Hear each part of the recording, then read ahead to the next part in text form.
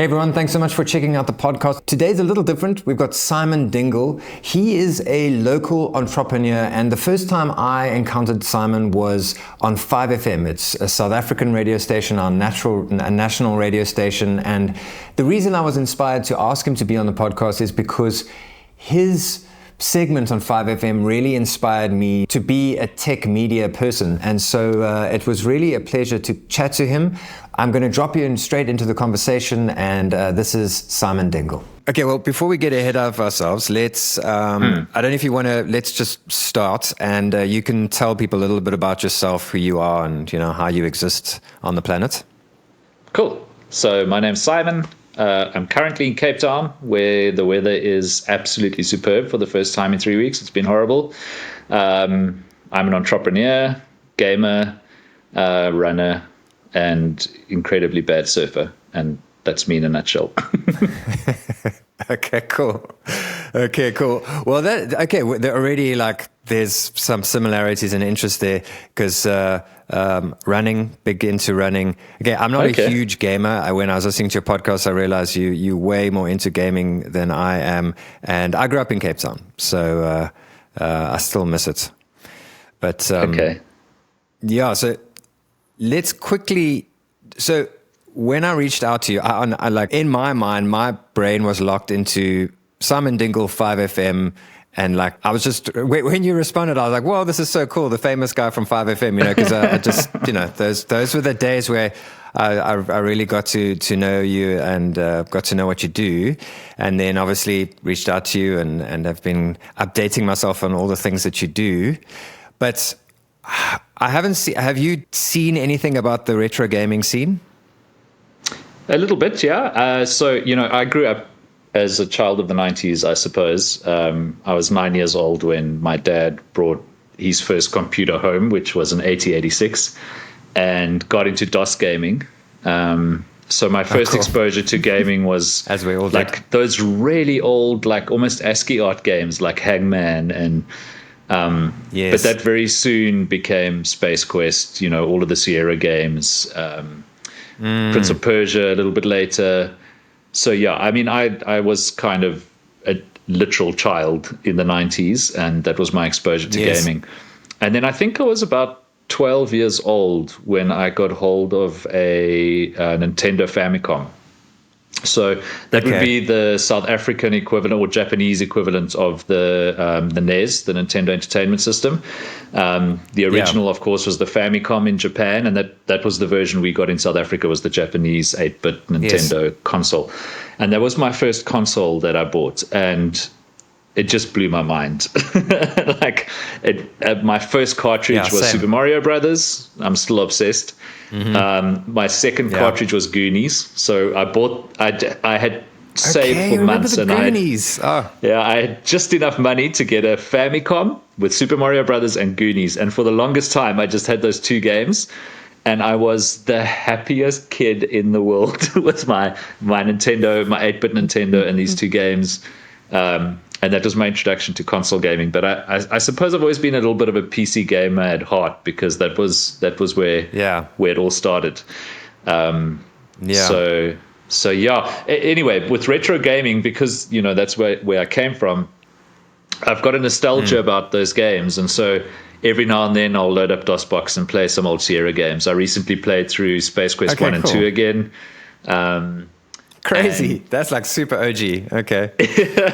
Yeah, giving away my age. But also, the Nintendo Switch has really great emulation built into it. So if you have a Nintendo online subscription, if you've got a Nintendo online subscription, you get access to Game Boy, Nintendo Entertainment System, Super Nintendo, so the SNES, even Sega Mega Drive games, because I had a Mega Drive at one stage as a teenager. And you get access to a lot of those old games. The library isn't comprehensive, but all the stuff I want is there. And so I stopped using emulators and stuff for console gaming and started doing most of it on my Switch a while ago. So yes, that's where I'm at from a retro gaming perspective. I also am obsessed with 8-bit art, so every now and then I'll tweet out some screenshots from the games I'm playing. And cool! I must keep an eye out for that. Yeah, so I'm What about exactly you? the same. Actually, we were. I think we're a few years apart age-wise, and so we were just two young kids running around looking for a Famicom. Because exactly the same. I saved. I must have been.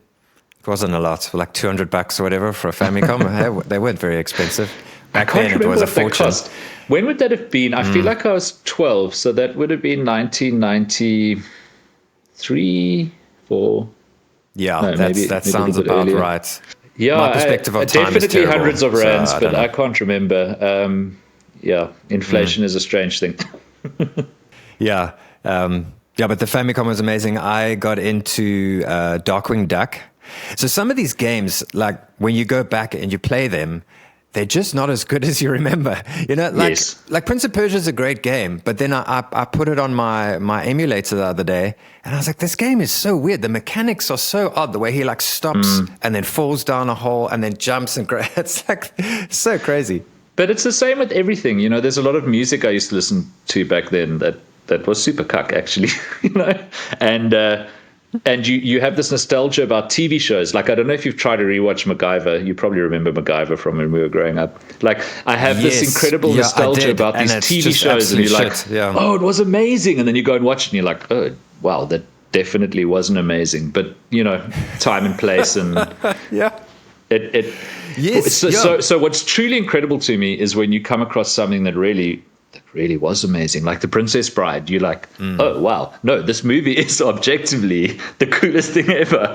Or a game like Super Mario Brothers. You're like, or Tetris. You're like, wow, like this thing was amazing then, and it's even more amazing now. Like it's just it's cool to test that every now and then and go, oh no, this thing that I was obsessed with when I was 15 was actually incredibly bad, but not all of it was.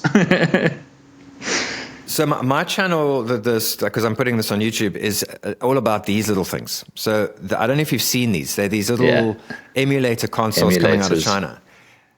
Yeah, and copyright nightmare. So one of the it's interesting. I was chatting to one of the big guys that's like his channel blew up doing all of this, and I don't know. Like anything, I think it is kind of also pushing the handheld console industry forward. So because there's a bit of a crossover now between Linux, Android, and PC gaming on a handheld. Yes. And iOS, which is a formidable ecosystem. Yeah, I mean, I don't know. Do you like gaming on iOS? I really do, because, for all of Apple's shortcomings, their vertical integration and controlling the entire hardware stack means that they've got more beef in their devices than... So, I mean, if you look at the new iPhone 15 Pro, you can say whatever you want about Apple, but just purely you've got 3 nanometer chips. You've got, I don't know how many GPU cores they're up to now. Like, there's some things in the Android world that come close, but nothing really from a raw power perspective. And now that they've switched to USB-C, you can pair an Xbox controller with it. You can plug in an HDMI port. You can power it. And you've got a pretty compelling console, in your phone, which is amazing. And of course, you can do the stuff with Android devices as well. But I feel like the developers aren't quite there. So, there are a few really great console-like experiences on iOS, like Brawlhalla, for example. So the developers haven't shown up in numbers yet, but the hardware's there, and it's if nothing else, that's impressive. Yeah, but I don't know. Have we not been saying that for a while, and it never gets there? I think if you're a game developer, you probably want as much reach as you can get, and being native on a platform like iOS takes a lot of resources, and so if you're going to choose an ecosystem, you're going to go wherever you can, get the biggest audience, the biggest bang for your buck. Nintendo has somehow compelled indie developers onto the Switch in a massive way, which surprised me. But Apple hasn't quite cracked it. Although it is quite telling that iOS is the only other ecosystem that Nintendo develops for. That is interesting. Yeah, that is Like a you good can point. get Mario Kart on your iPhone. You can't get it on any other device that isn't a Nintendo. Yeah, but again, I tried it and I don't know. Is it consolable? Like, because I played it and I was like, this is, I don't know, it felt janky and I just gave up. I think the best gaming experience I've had on mobiles and especially touchscreens of late was Diablo. Is it Immortal? That and it's very loot boxy and pay to win and whatever, but Yeah, you can get pretty far without spending any money on it. And Blizzard has really delivered a very compelling gaming experience with touchscreen controls. yeah. Which I was never a fan of. And you can link a controller if you want and use like a That's whatever what I'm Bluetooth asking, or yeah. Xbox or. Yeah, interesting, because I read the reviews on it and they weren't very good, so I kind of just left it. I think it's because the reviews came from hardcore Diablo fans that are used to the full-on PC experience of Diablo 3 and now 4, and they were never going to like it. That it's not a game for them.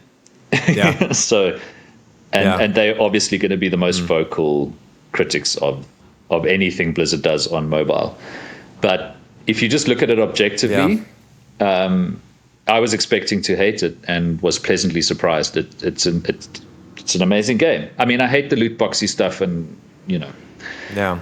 but I had enough fun without having to do any of that stuff. Yeah, that like the way Asphalt 9 went and all that stuff. Yeah. Yeah, it kind of does. I don't know.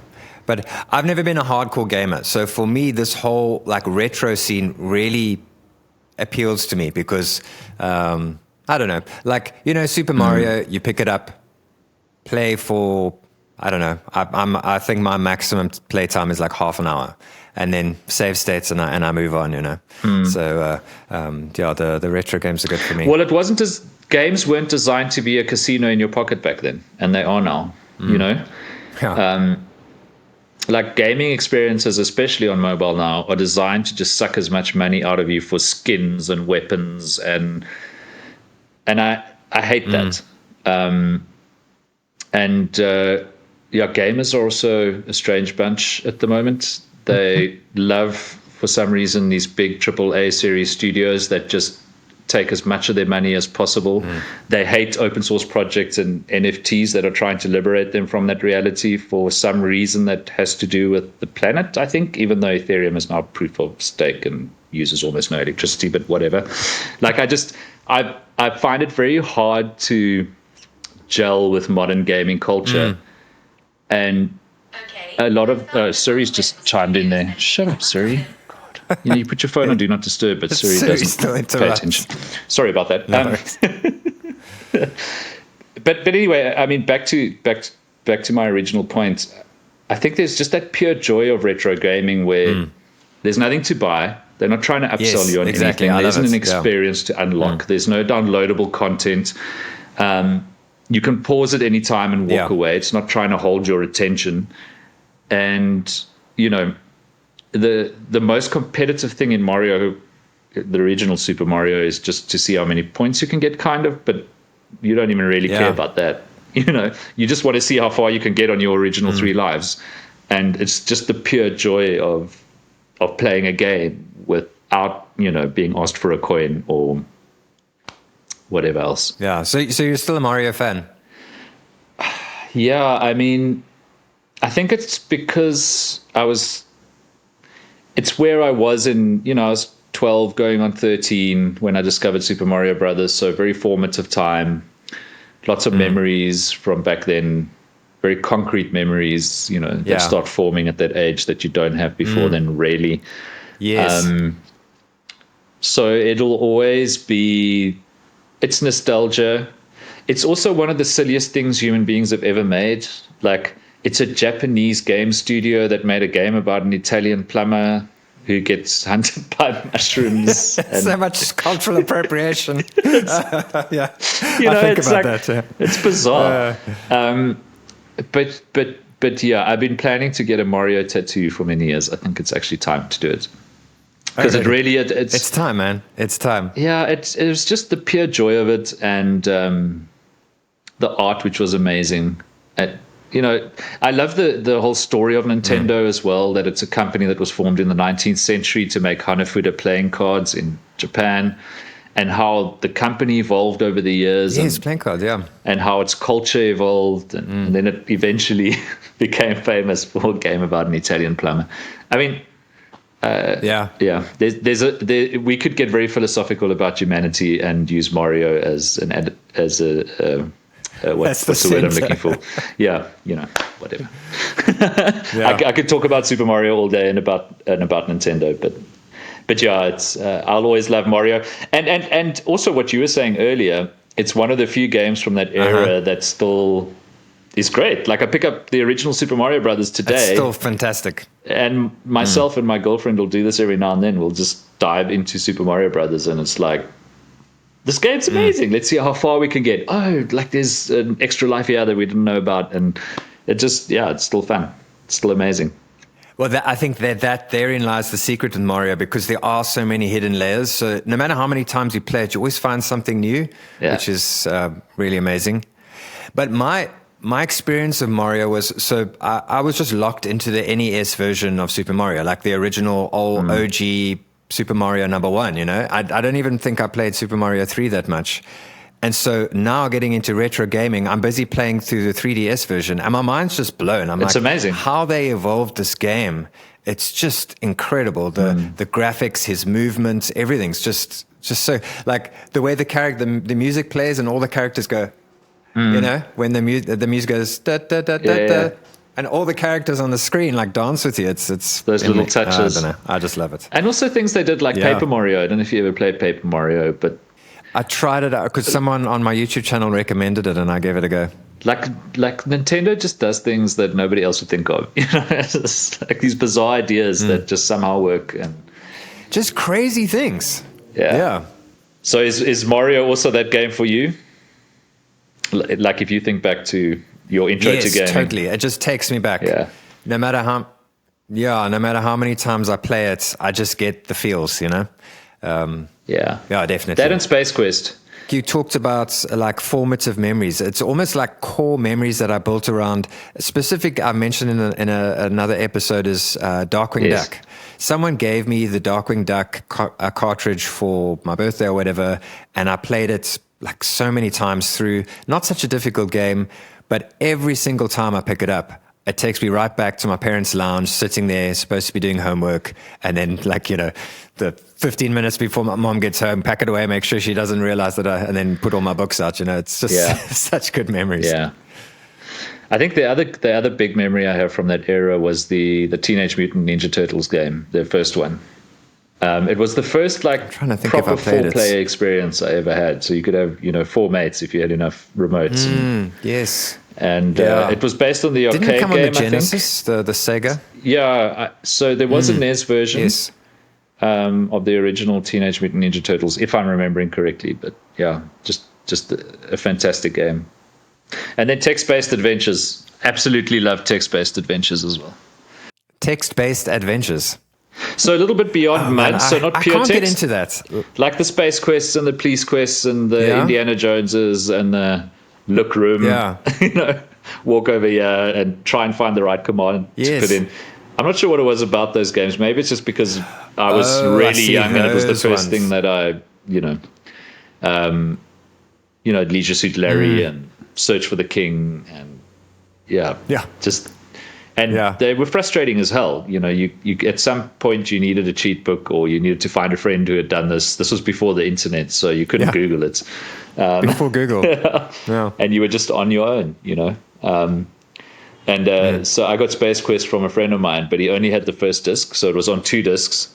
And at one point you're in this cave and you get to this laser. And spoiler alert, you have to put a piece of glass into the laser and then it melts down and you can cross. And the moment you do that, it says, please insert disc 2. And my little brother and I had spent months trying to figure out, I think I was 9 or 10 years old, trying to figure out how to, and after months we had figured out how to get to this point in the laser, and it was please insert disc 2, and we're cool. We don't have disc 2. Oh, what now? Did you guys eventually get it, or did you just live in limbo for the rest of your life? Yeah, years later, we found somebody that had disc 2 of Space Quest and managed to finish it. Crazy. Different times. Yeah, it is good. And I think that's where the secret sauce is with why these consoles are doing so well, these little emulators, is all these memories. You know, it's not necessarily hardcore gamers. It's just guys that want to have the feels from the olden days, you know. Really I also see a lot of parents buying them for little kids because, I mean, the thing now is, you know, you stick an iPad in front of your kid and they're, you know, busy all day, but the iPad's connected to the internet. There's stuff popping up all the time. All the games are casinos in your pocket. And I've seen a lot of, you know, friends and people I've met traveling that will buy these retro gaming consoles that have like 100, you know, old 8-bit games and just give that to their kid because they're not worried about them meeting strangers online or accidentally hitting something that's going to cost $100 or, you know, it's just simple, easy, fun. Yeah. It's safe. You can take it away anytime, you know? Yeah, it's true. Because I tried to get my kids into it because my daughter's into Roblox and like I don't know how to get out of it because it's just, I don't know. They're all into that. All the kids go on and they play together. Good luck, dude. Oh. No, my kids went through the Roblox thing as well when they're a little bit younger. And okay. I mean, Roblox is incredible. Between Roblox and Minecraft, I mean, gaming to this generation means something that completely different to what it means to our generation. It's, it is very foreign. I think Minecraft is the modern day Lego. I think Minecraft is more to kids today like Lego was to us growing up. It's just this artifact of childhood.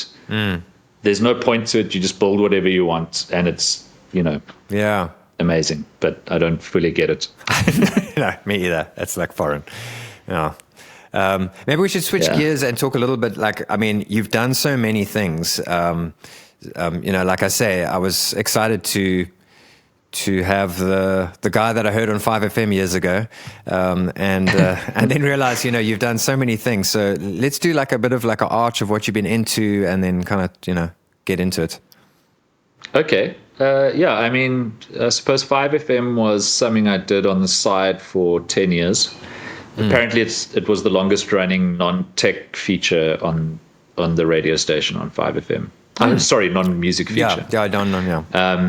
And it really came from my relationship with the original hosts of the lunch show on 5FM, Grant and Anele. We were all together at Tux FM, which was our campus radio station. You know, I at the time was working mostly in print journalism, so I was writing columns for magazines and that sort of thing. Yes, articles. I remember that, yeah. And doing radio on the side, so I was on 702 and Cape Talk for a while, which are talk radio stations here in South Africa. And I was enjoying it and learning a lot, but not liking the organization behind it, and also finding it very rigid and it didn't really suit my lifestyle. And basically decided that talk radio wasn't for me, but music radio wasn't entirely either. And I was like, well, what I want to do is just talk about technology, because that's my hobby and my favorite thing. Yeah. And I phoned up Anele Madoda, who is one of the most formidable talents this country has ever seen, especially in radio, but in a lot of other ways too. And I was like, Nele, I'm tired of talk radio. I want to do something about technology. Maybe we should do it on your show. And she was like, I'm in. Cool. She was like, come to 5FM. I'll tell them that we're going to do this thing, and let's just do it. Oh, and that's how it started. So it was just me chasing my bliss and having friends in the right place to make it happen. And there was 10 years of a lot of fun. I mean, look, it was 15 or 20 minutes on the radio once a week, so it wasn't anything major, but it was fun. Well, and in the background, I had discovered... Yeah, it impacted me, man. It's lovely to hear. You know, I meet people because of the radio show all the time, and it's just pure joy. But you know, you're not going to earn a living off of 20 minutes on radio once a week. So in the background, I was embarking on a career in fintech. I had discovered Bitcoin in 2010. I'd always been a tech guy, like complete Linux and open source geek back then, like just obsessed with open source, and actually did some work with Go Open Source when Mark Shuttleworth launched it in South Africa. Through my friend Craig Rodney, we did work on Novell and Oracle and some of the big open source sort of enterprise software providers. Yeah. But ended up writing about technology, but for financial publications like FinWeek and Financial Times. All right. And then eventually kind of found this intersection of a world I didn't know a lot about, which was money and finance, and a world I knew a whole lot about, which was open source technology and networking. And and I was like, this Bitcoin thing is mind blowing. If I think about it from a network science perspective, never mind the economics. And so just became enamored with financial technology because of Bitcoin. So this would have been 2010, 11.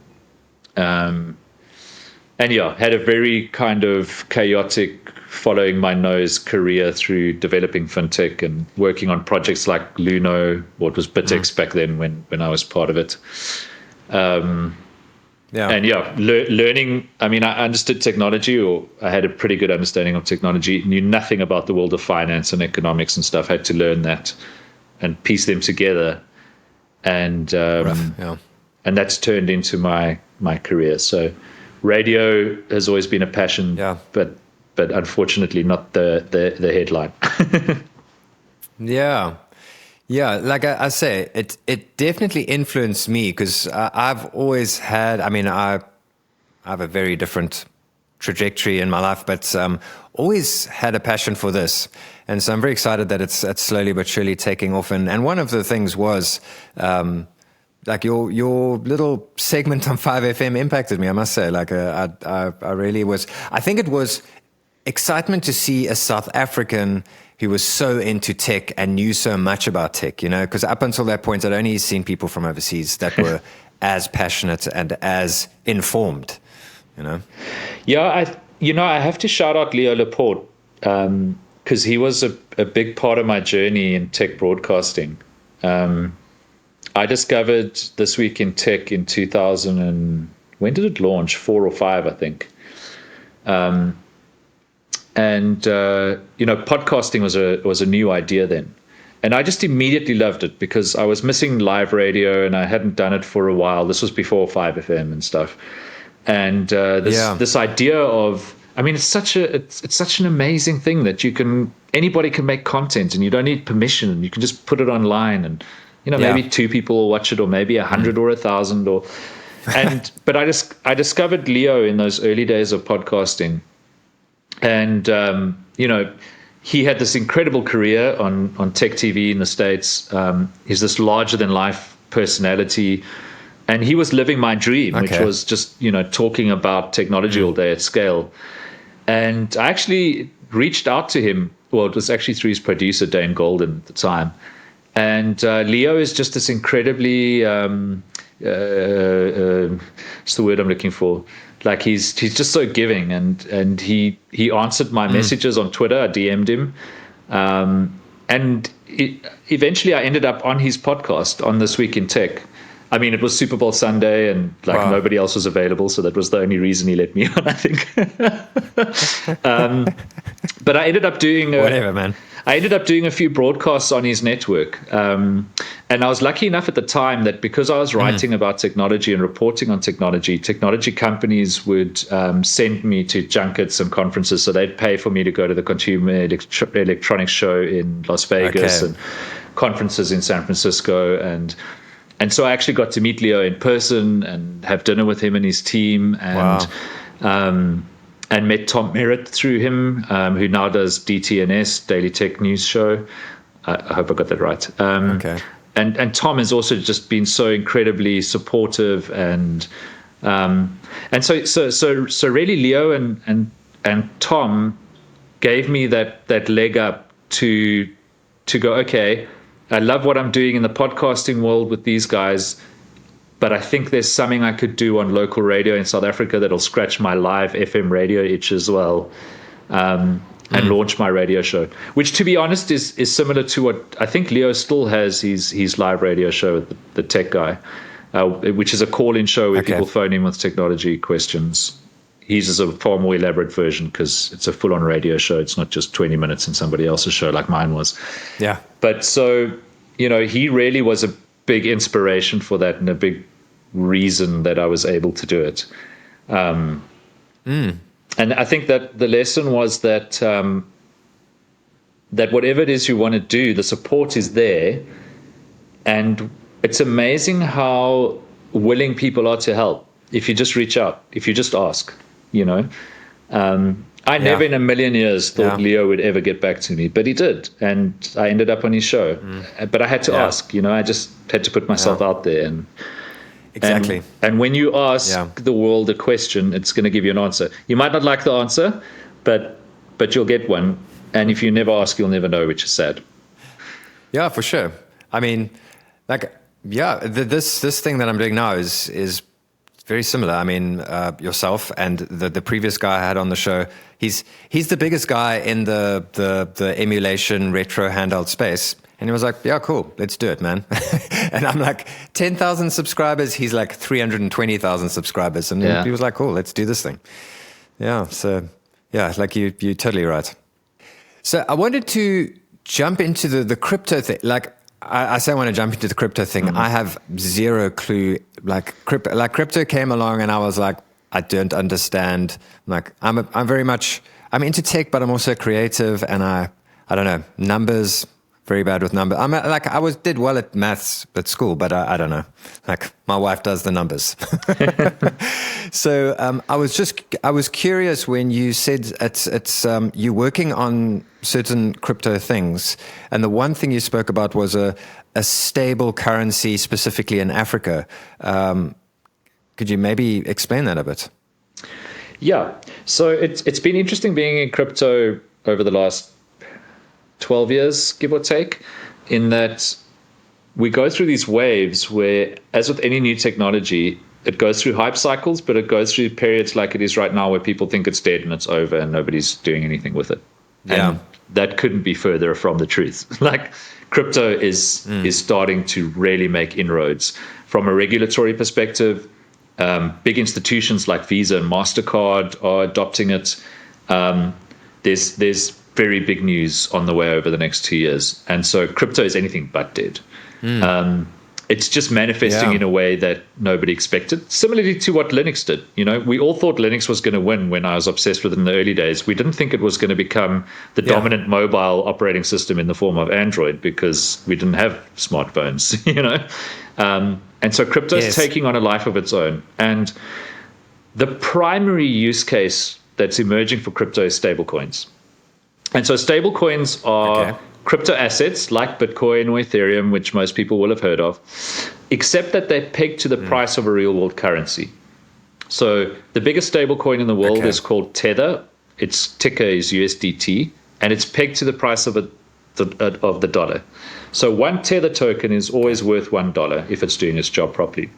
So unlike Bitcoin and Ethereum, where the price is volatile and it's worth this much today and that much tomorrow, and it spikes and it dips, stablecoins should be, as the name suggests, stable. Their price should never change. They should always be worth R1 or $1 or whatever they're pegged to. And so my project is ZOP, which is a stablecoin for the Rand. I think important things to know about stablecoins, firstly, is that they're not currency. They're tokens that represent a currency. A little bit like an IOU note.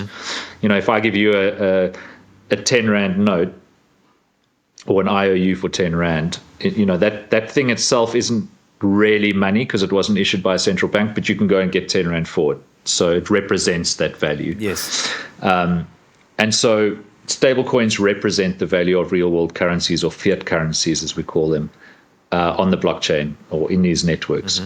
They can be used for payments. And the reason you'd want to do that is because you have all the leverage of money built for the internet. So they're faster, they're cheaper, they're permissionless.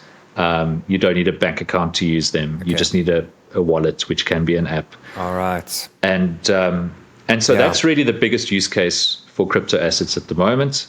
And it's a fascination of mine because I'm obsessed with open source and open networks and permissionless access, which I think the world needs more of. And so that's why the obsession with crypto, but very specifically with something like SARP, which is usable, has real tangible use cases, is simple to understand and can make a big difference in the world, and isn't prone to the kind of gambling, speculation, and all the, not that there's anything wrong with that, but a lot of the attention that crypto gets is people trying to get rich overnight.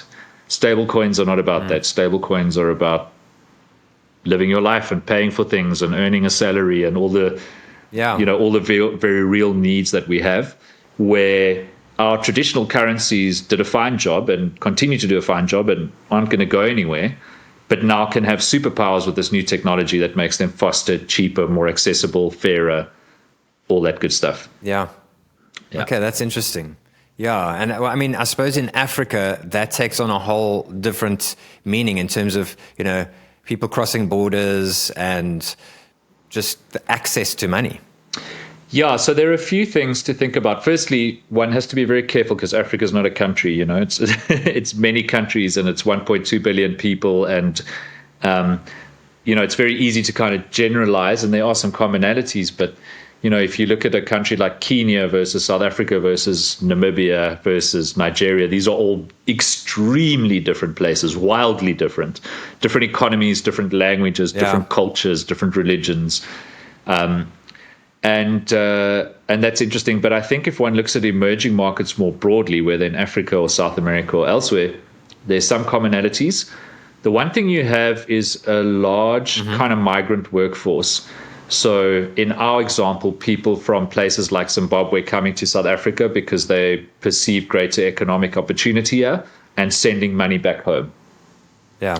So that remittance back to families in another country or whatever, those are some of the biggest remittance corridors in the world, are people who have been forced to leave their home because they need to work somewhere else, but they need to send money back home. Yeah. And massive use cases there for crypto, and we're seeing adoption at scale of crypto for those use cases. Because before, these people would be exploited by companies that would stand as middlemen and charge exorbitant fees. I mean, it's quite crazy when you look at how badly these people would be ripped off. In the worst cases, if you sent money from South Africa to Zimbabwe, by the time it arrived in Zimbabwe, you could have lost up to 60% of the value just in fees and spreads and dishonesty, quite frankly, in the middlemen that facilitated these payments. Yeah. With crypto, you don't lose any of that value. If I buy a dollar stablecoin in South Africa like Tether, firstly, I'm not doing anything illegal. I'm not circumventing foreign exchange control because I'm not buying a currency. I'm buying an asset that represents that value. I can send it to my family in Zimbabwe. It'll arrive in seconds, not minutes, not hours, not days, seconds. And there will be a fee, but it'll be so small that I won't notice it depending on which crypto rails I'm using. Let's say I'm using Solana. The price will be a fraction of a cent. And so there immediately is a massive advantage for a lot of people in the world, hundreds of millions, if not billions. The other big angle that I'm quite passionate about is financial inclusion. There are a lot of people that are excluded from the global economy because, frankly, traditional banks don't want them as clients. Bank accounts are expensive. You can't get a bank account that does anything useful. I mean, it's getting better. We've got banks now in South Africa that you got like Bank Zero, where there are no fees for having a bank account, etc. So it's not all banks, but there are other reasons why these people don't easily get bank accounts. One of them is that banks have to comply with regulation like FICA for very good reason. They have to do KYC on their customers. They need to know that you're a real person, that you are who you say you are. So they need your ID book, they need your proof of address. But those things that are trivial for somebody living in a big city or suburbia to fulfill, middle-class people basically, are very difficult to fulfill for a lot of the country. Proof of address is non-trivial if you're living in some township areas or rural areas. So getting a bank account is not easy for these people. And the stats is that in South Africa, there's somewhere around 8 million people, depending who you ask, who are, adults who are economically active but do not have bank accounts. And so the banks have tried to deliver products to them like e-wallets and, mobile money things, and those are fine. But crypto presents these people with an interesting opportunity to become economically active on the internet without having to qualify. So the blockchain doesn't care who you are. It doesn't need your ID and your proof of address. It's moved beyond that because it's cryptographically secured. It doesn't care how much money you have. A Bitcoin wallet doesn't care if you have R1 or $1 million in it. It's going to treat you the same way. So there's a equanimity in blockchain technology that is exciting from a financial inclusion angle, and getting people online and participating, globally, potentially being able to pay for things that we take for granted, like apps and access and entertainment. And also to do the money things that they were doing in the past in a better way. So if you look at credit unions, which we call stokvels in South Africa, that's something you find in every single country, right? You find it in India, you find it all over South America, you find it in emerging markets, developed countries. Credit unions are a beautiful thing that communities do to help each other out financially. But in the past, there haven't really been financial products for it. A lot of stokvels, especially in South Africa, are run on cash, which is a big risk for the person who's looking after all of the community's money. They get robbed. Cash can burn. There are all sorts of things that can happen to physical money. Managing it is a nightmare. Making sure that everything's handled fairly and keeping the accounts. Whereas all of that stuff can happen. You can set up a multi-sig wallet on the blockchain. Multi-sig means that you need a quorum of signatures before a transaction can happen. So you can set up a Bitcoin wallet and say, these 10 people all have keys for this wallet, and 8 of the 10 have to agree to any transaction before it'll happen. So no single person can go and take the money. And so that's a beautiful, powerful tool for a credit union or a stokvel to use. That's going to cost them nothing. That is free to access. They can set it up in seconds. There's no more cash in the system. It's fair. The community can use it as a tool. So, as you can tell, I could carry on all day about this, but there's so many real use cases in emerging markets and in my home country of South Africa that blockchain just delivers these efficiencies to. Better, faster, fairer, cheaper. It's just better in every way. But unfortunately, the PR around crypto is terrible because we're so enamored with what comes out of North America on all fronts. I think, unfortunately, a lot of people think crypto is just scams, and they think about it in a weirdly different way. So one of my favorite examples is, by all accounts, and there's been research done on this, at least 95% of all emails sent is spam. It's somebody trying to steal your money, basically. 95%. Yeah. That's optimistic. It's probably closer to 98% of all emails sent is spam. Something went But wrong. people, again, shut up, sorry. But people don't go, oh, well, we need to stop using email because clearly this is a terrible technology and it's only being used by criminals. No, that 1 or 2% of useful email makes, the 98% of spam worthwhile. Makes it worth it. Yeah. And so the same is true of all technology. And so when I look at crypto, I'm like, yes, a lot of it is, let's say 95% of it is nonsense and scams and people trying to steal your money. Fine. It doesn't matter because it's worth it for the 5% that is changing people's lives and making things fair and making life in a place like Zimbabwe tenable for a lot of people. Now, I recently spoke to a farmer in Zimbabwe, and he said to me, if it wasn't for Bitcoin, I wouldn't be able to stay in my country. There is no banking system left. Not crazy, man. Our currency is worth nothing.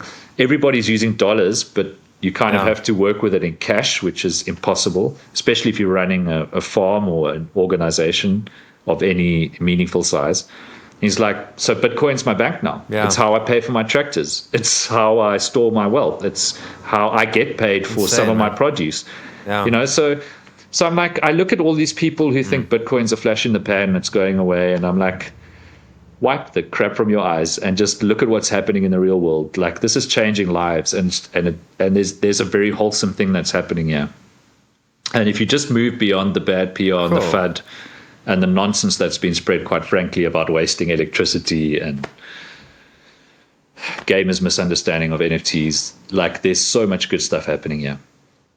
Yeah, no, you've definitely. Yeah, I want to look into it more because I think the main reason I asked you is because I see people struggling with the facilities they have available to them to just use money on a daily basis. Just people I deal with on a every day, and they have to constantly have cash with them because they don't know how else to manage their lives. So, yeah. It's very interesting. It's simple to me. It's the march of technology. There was nothing wrong with VHS or Betamax or stiffy discs, or it's just we've got something better now. No, but you know what I mean. It's like I'm not going to go back to my DVD player. I've got Netflix now. Thank you. And experientially, more and more people are getting there with money. They're going, guys, I've got an incredible piece of software like Phantom on the Solana network. I've got dollars there that I can send to anybody in the world in a second for a fraction of a cent. Like, there was nothing wrong with my bank. There was nothing wrong with the way money worked before. It's better now. Sorry, this is better. So I'm going to, this is what I'm doing. There are millions of other people doing it. You can poo-poo it and choose to fight it, but we're doing this now. Sorry, it's better. We're not going to stop doing it, so deal with it. Yeah. Oh, that's cool. Thanks for enlightening me.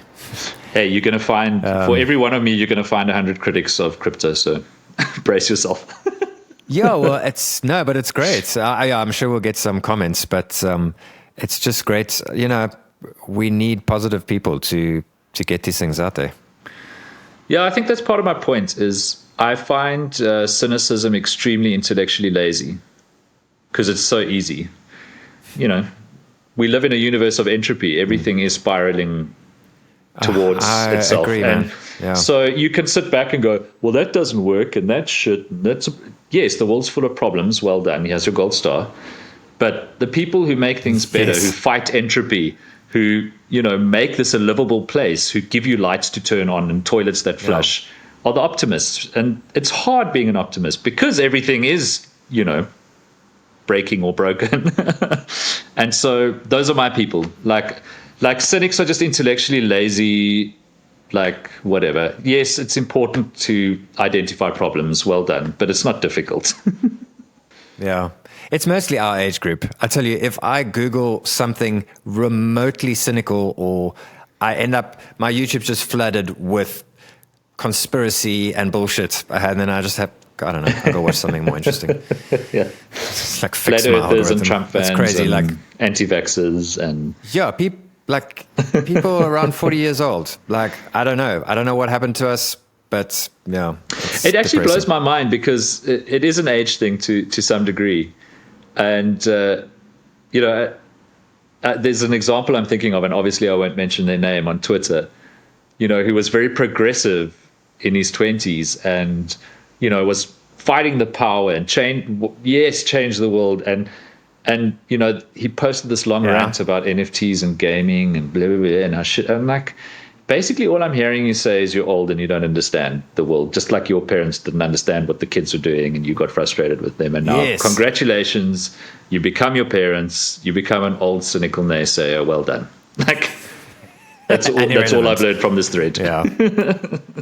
Yeah, no, I grew up pretty conservative, like religious and all that stuff. And then I swung pretty far to the right. Where? Which one is the liberal? Left. And then I've kind of, now I'm at a point where I'm like, everything's just gray. Yes. There's just a middle ground. I was listening to your podcast and I really resonated with something you said. You said anything that's extreme is usually wrong, Yes. Because we are living in a world of extremism. I really do believe that. I'm yet to think of an example of an extreme view that's been proven correct by history. And the interesting thing about extremism is that you almost always end up in the same place, which is a cult. If you go extreme left-wing politics or extreme right-wing politics, you end up with fascism in both ways, Yeah. Because either way. Yeah, totally. You end up with a fascist mindset that I'm right and the rest of the world is wrong and everybody must conform to my point of view. Otherwise, they're going to whatever my version of hell is. And that extremism is extremely dangerous. So actually, maybe the only extreme view that's correct is my extreme view that extremism is always wrong. Well, that took a turn. We can play this game all day. That flipped on us. Yeah.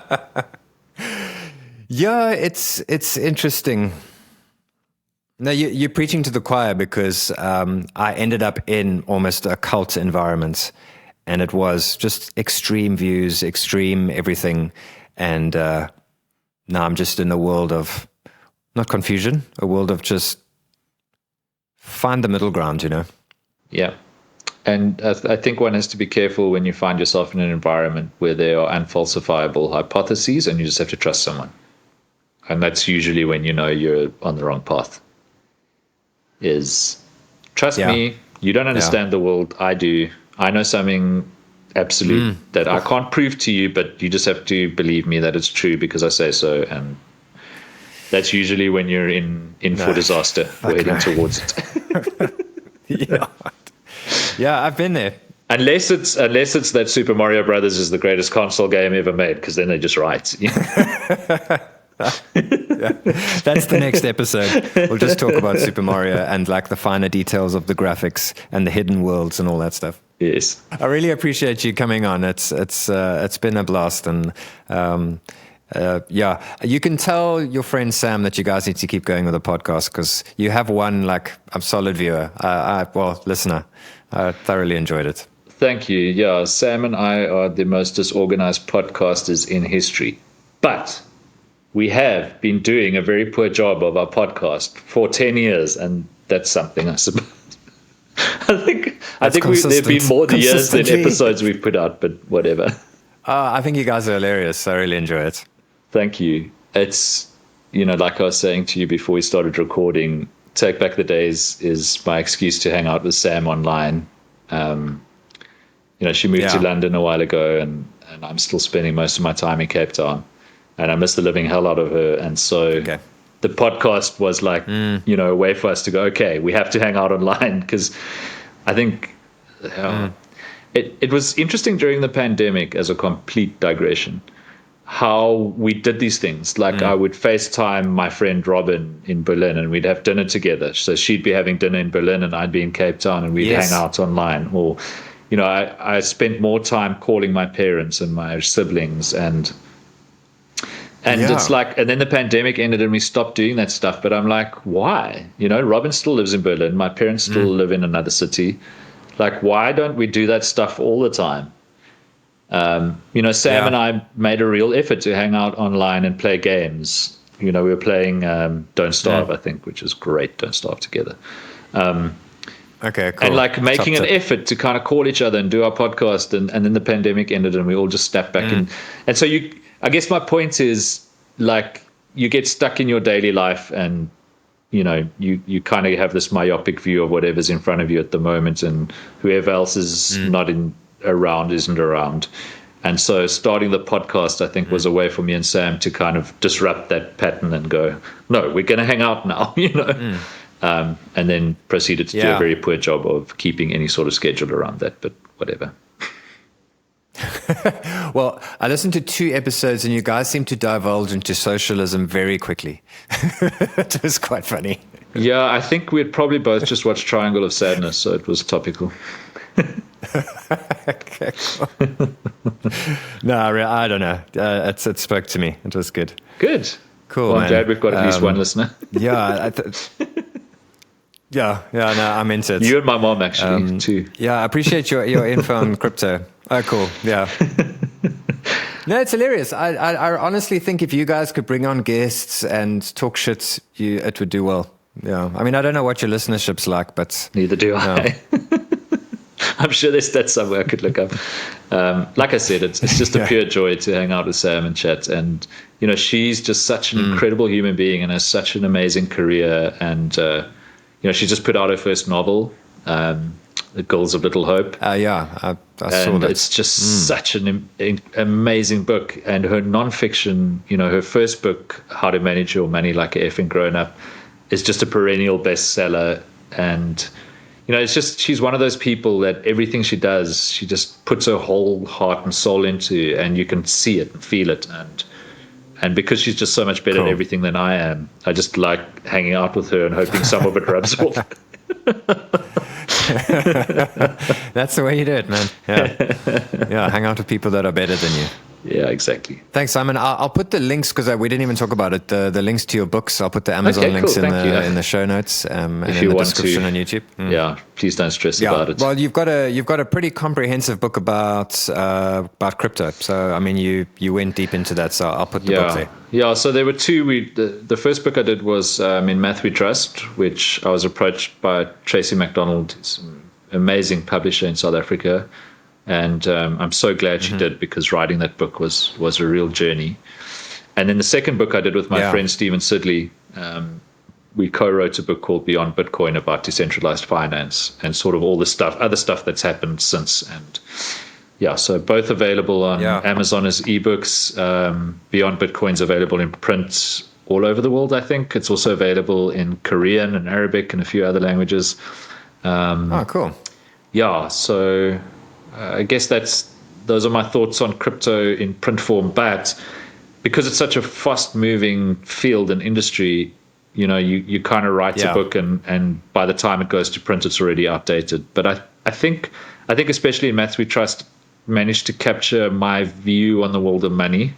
The interesting thing about books is I used to be a blogger, and I loved the fact that I could go and edit my blog post later if I changed my mind about something, spotted a mistake. Yeah. And the frustrating thing about books is, they're just out there, and then that's the way it is, and you can't go and change it after the fact. Yeah. So I might have to do another one, because I think I've changed my mind about a few of the things I used to think back then. But also can't remember exactly what I wrote, so I'll have to go. Interesting. Read your own book. Yeah. I disagree with. Oh wait, that's me. Yeah. Cool. Yeah. Well, thanks for having me, man. It was an absolute. Yeah. Thanks so much.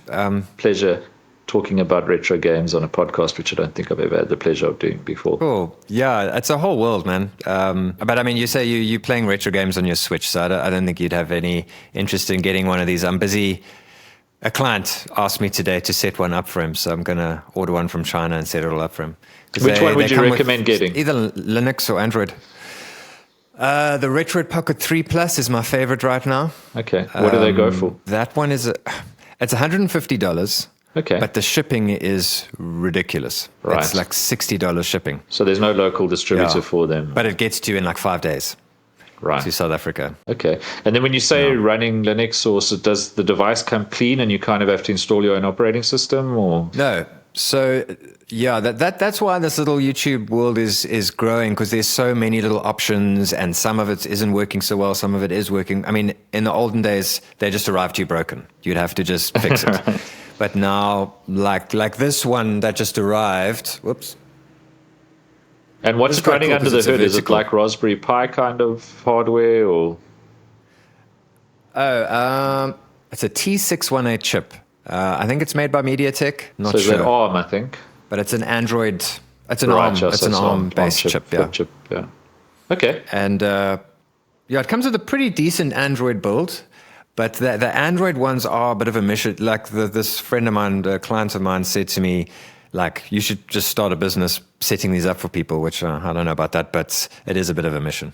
No. So what do you recommend setting it up with? So it comes with Android, but then you need to put a front end on. So there's a really good front end made by Dev. So you've got your emulators. Yeah, we should have gotten into this at the beginning of the podcast. But you've got your emulators, but then you get a front end that brings the emulators and the ROMs all together. Oh, I see. So then you'll have like a menu for NES and then SNES, and then you go in and then you choose your game, and then it just launches.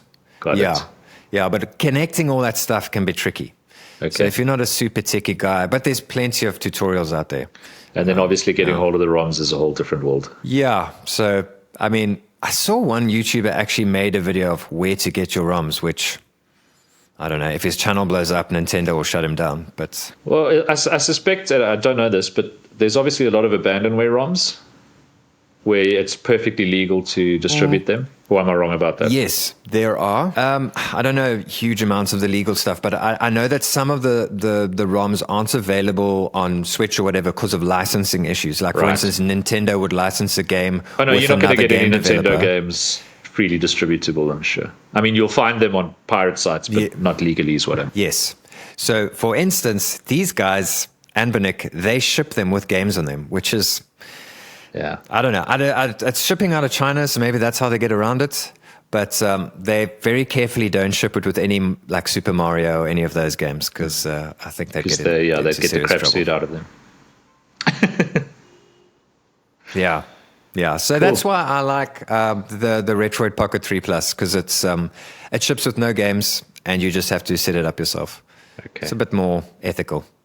Probably, yeah. Then you use the ROMs that you own. Well, I was recently traveling in Turkey and I went to a market where there was a guy selling refurbed Game Boys. And he also had tons of cartridges that's available. Quite a big thing.